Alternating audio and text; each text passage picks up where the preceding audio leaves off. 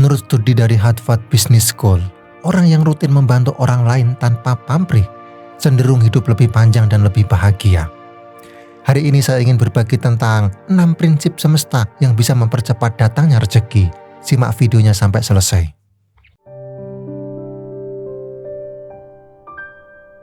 Kita semua pernah berada di titik di mana usaha terasa tak sebanding dengan hasil. Sudah bekerja keras, berdoa, bahkan berkorban, tapi rezeki belum juga menghampiri. Mungkin bukan karena kita kurang layak, tapi karena ada sesuatu yang belum kita pahami dari cara semesta bekerja. Izinkan saya mengajak kamu menyelami lebih dalam, perlahan tapi pasti, tentang 6 prinsip semesta yang bisa membuka jalan dan mengundang rezeki dalam hidup kamu. Pertama, rasa syukur yang mengundang lebih. Semesta bekerja seperti cermin. Ia memantulkan apa yang kita pancarkan. Ketika hati kita dipenuhi rasa syukur, kita cenderung mengirimkan sinyal penerimaan kepada kehidupan. Kita tidak sedang menolak apa yang ada, tetapi menerima dengan lapang dan penuh rasa cukup. Saya masih ingat masa-masa ketika saya merasa hidup ini tidak adil. Sudah bekerja keras, sudah berkorban waktu, tenaga, bahkan perasaan. Tapi hasilnya tidak sesuai harapan.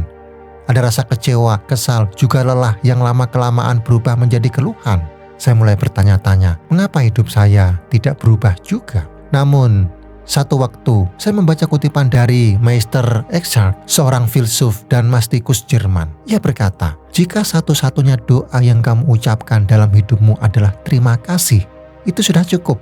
Kata-kata itu menampar saya, dan sejak malam itu saya mulai menuliskan 3 hal yang bisa saya syukuri setiap hari, sekecil apapun itu.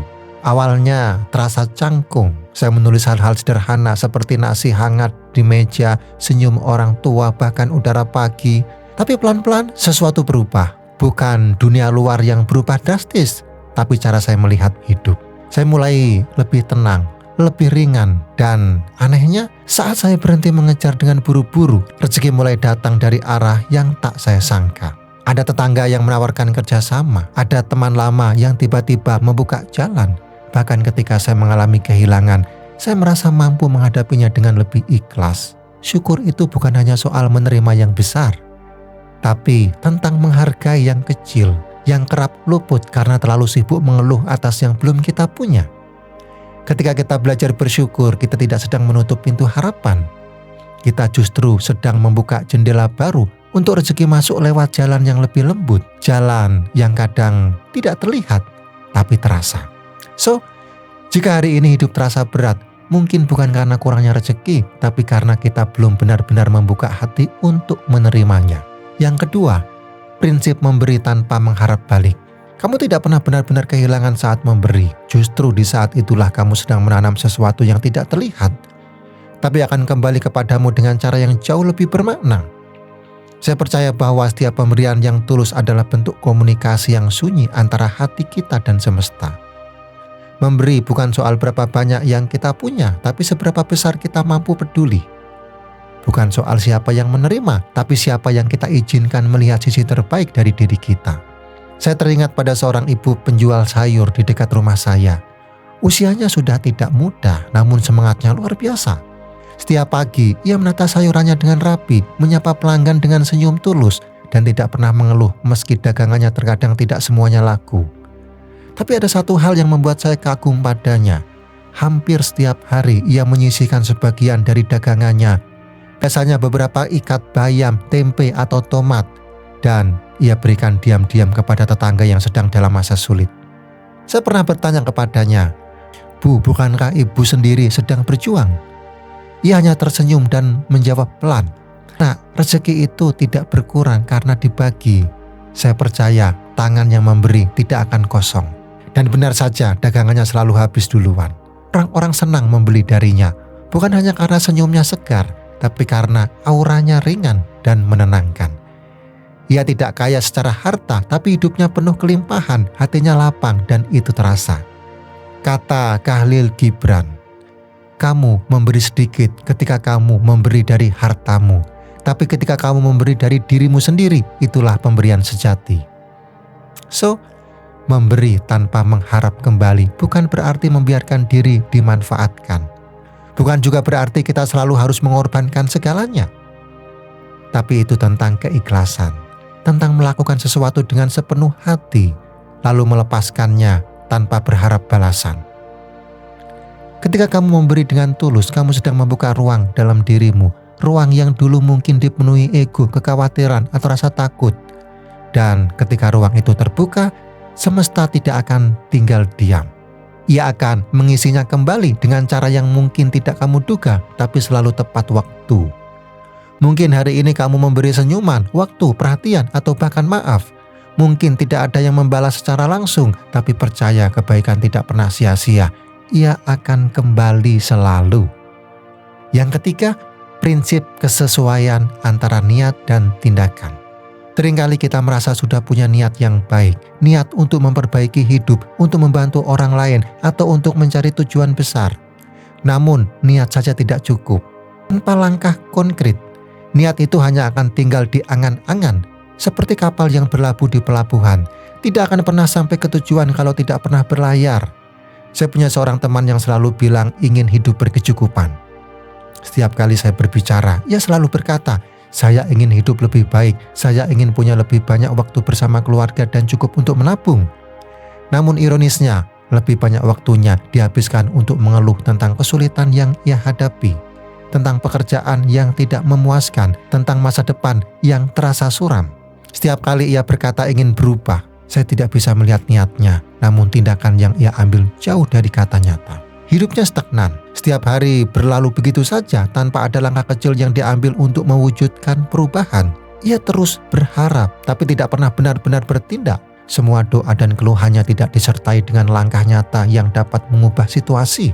Namun suatu hari ia mulai menyadari bahwa mungkin inilah saatnya untuk bertindak. Dia mulai menyusun ulang prioritas hidupnya. Ia memutuskan untuk mencari peluang baru, belajar keterampilan tambahan, dan mulai merencanakan dengan lebih matang. Perubahan itu tidak datang dalam semalam, tapi ia mulai merasa lebih terarah. Hari demi hari, ia lebih bersemangat, lebih produktif, dan secara perlahan, rezekinya mulai terbuka. Peluang-peluang yang dulu tampak jauh, kini mulai terlihat dekat. Seperti yang dikatakan oleh Tony Robbins, satu-satunya batasan terhadap dampak yang bisa kamu buat adalah imajinasi dan komitmenmu. Artinya, satu-satunya batasan bagi dampak yang bisa kamu buat adalah seberapa besar kamu bisa berkomitmen pada tindakanmu. Niat tanpa tindakan hanyalah harapan. Tindakan yang disertai niat akan membangun sebuah jalan yang jelas menuju perubahan yang kamu inginkan. Semesta tidak hanya membaca doa-doa kita, tapi juga membaca gerak langkah kita. Kalau kita terus berdiri diam, semesta pun tidak tahu kemana ia harus mengantarkan kita. Hanya dengan langkah nyata, pintu-pintu rezeki bisa terbuka dan dunia bisa memberi lebih banyak dari yang kita harapkan.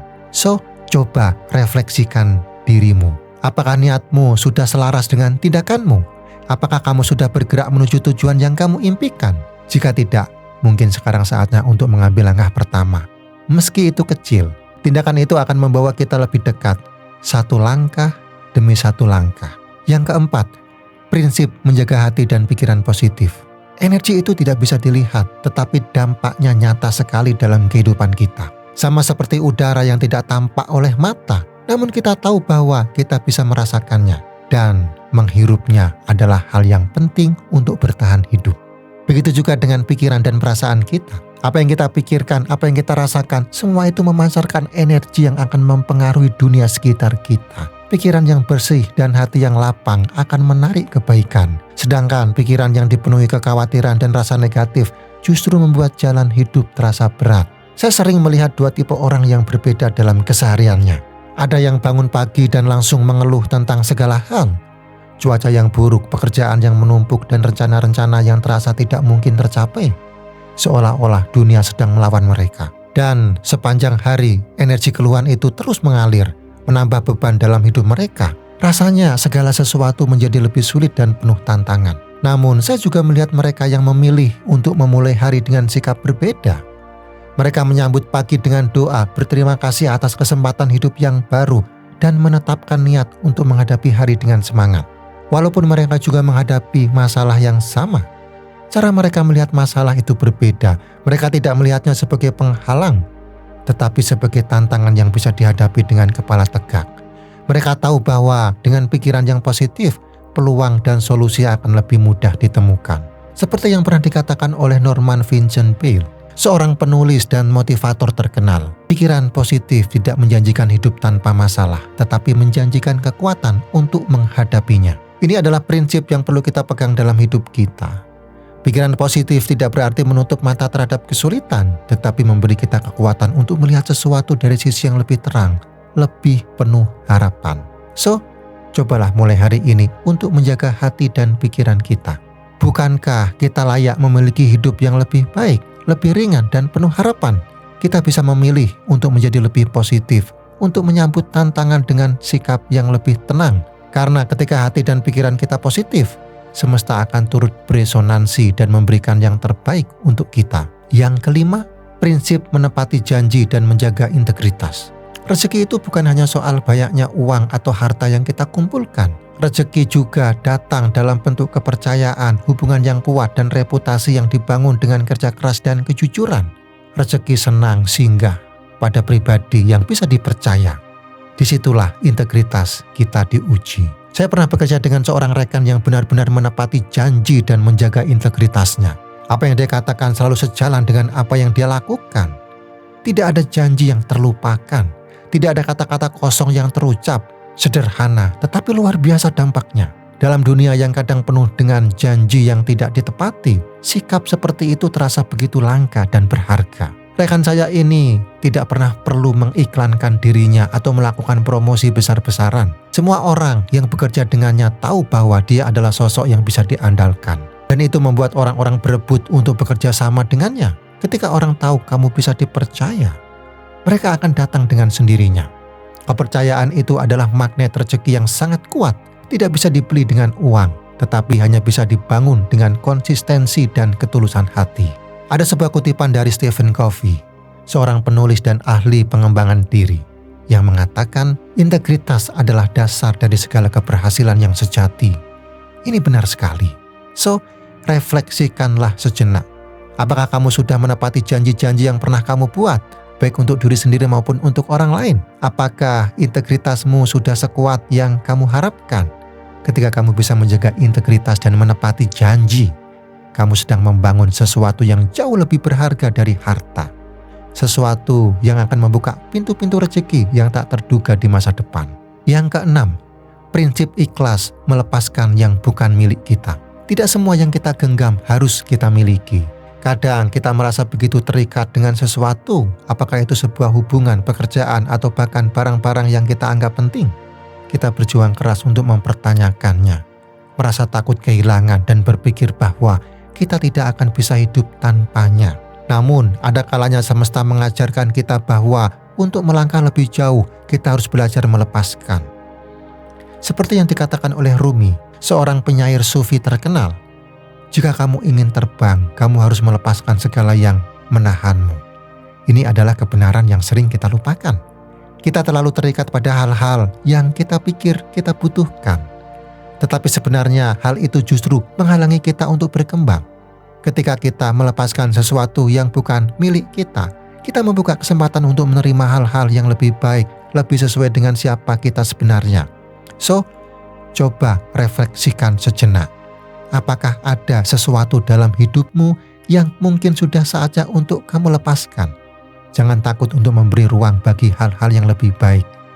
Kadang melepaskan adalah langkah pertama menuju kebahagiaan yang sejati. Kamu dan saya sama-sama pernah merasa lelah mengejar, terlalu fokus pada apa yang ada di depan. Seringkali kita lupa bertanya, seperti apakah yang saya kejar benar-benar membawa kedamaian? Atau justru menjauhkan saya dari makna hidup yang sesungguhnya. Saya sendiri pernah merasa seperti itu, terus mengejar kesuksesan dan pengakuan, berharap kebahagiaan datang setelah pencapaian itu. Namun semakin saya berlari, semakin saya merasa kosong. Kebahagiaan tidak datang dari apa yang kita miliki, tetapi dari kedamaian dalam diri kita. Seperti yang dikatakan Eckhart Tolle, kebahagiaan tidak datang dari luar diri kita, tetapi dari kedamaian dalam diri kita sendiri. Mungkin sekarang saatnya berhenti sejenak dan merenung. Apakah yang kita kejar membawa kedamaian? Ataukah kita justru lupa menikmati hidup yang sudah ada? Jangan biarkan pencapaian terus membuat kita merasa kekurangan. Kadang kedamaian sejati datang dari berhenti, menghargai perjalanan, dan menerima diri kita apa adanya. Dan kadang satu perubahan kecil bisa membawa dampak besar. Dan siapa tahu, mungkin video ini bisa jadi titik awalnya. Bagikan kepada teman atau keluarga yang membutuhkan. Tekan like dan subscribe agar kita bisa terus saling mendukung dalam perjalanan hidup.